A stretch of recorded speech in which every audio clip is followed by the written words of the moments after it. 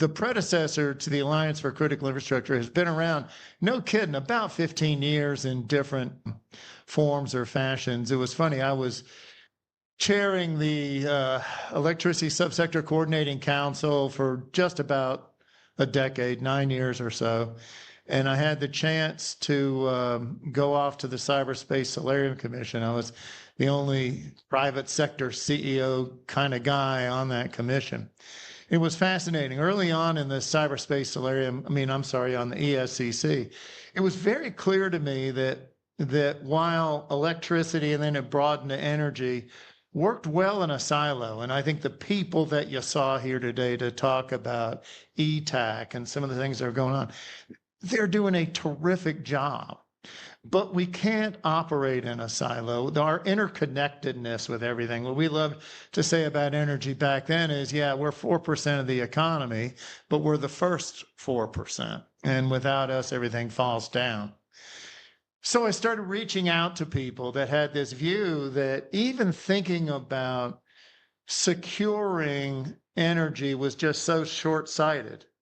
I think it was sufficient for the industry, but it was insufficient for America.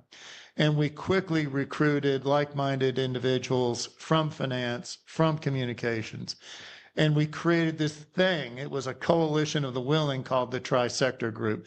That has been around for a long time. And just recently, I guess, we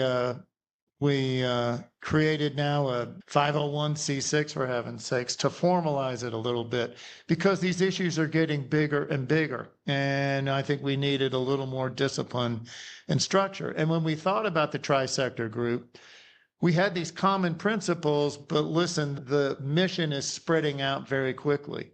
It isn't just energy, finance, and communications. Right now, we're working with folks in the water sector. That's challenging because of how dispersed they are.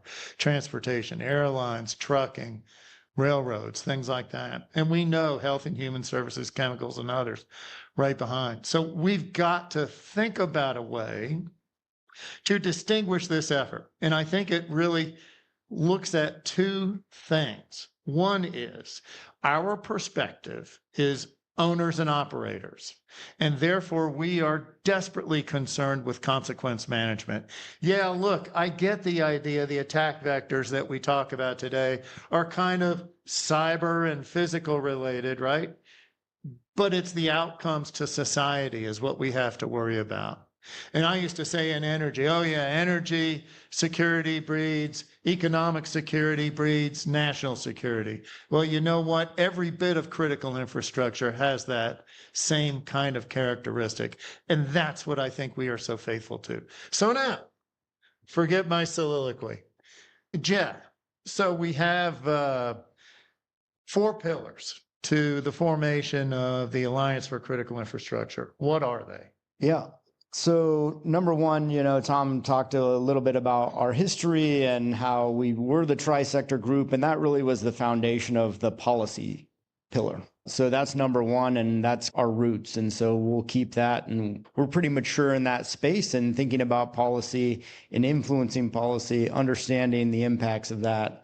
The second one is intelligence collaboration, and really kind of an expansion, right? I mean, when you do policy long enough, you recognize that there are other opportunities for those companies and those teams to work together. And I think intelligence collaboration was a natural kind of evolution of that trusted relationship that we built working on policy issues.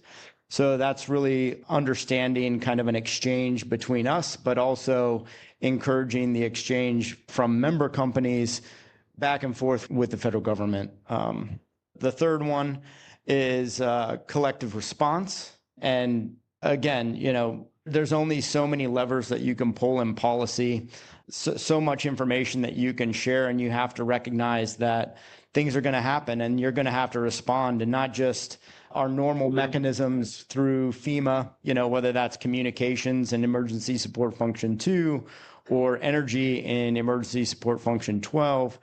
We're really good in those silos, but how can ACI bridge that gap across those silos and bring people together to really have a conversation about what is a priority.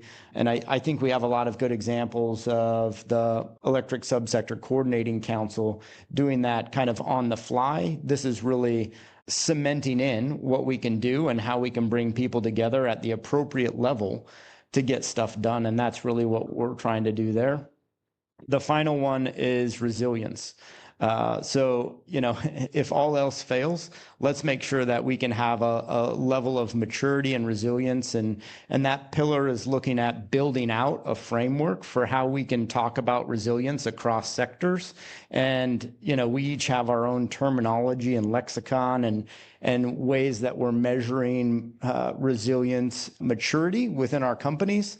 How do we broaden that to make sure that we're talking the same when we speak to a finance company or a telecommunications company or even other energy companies? So those are the four kind of: policy, intelligence exchange, collaboration, response, and resilience.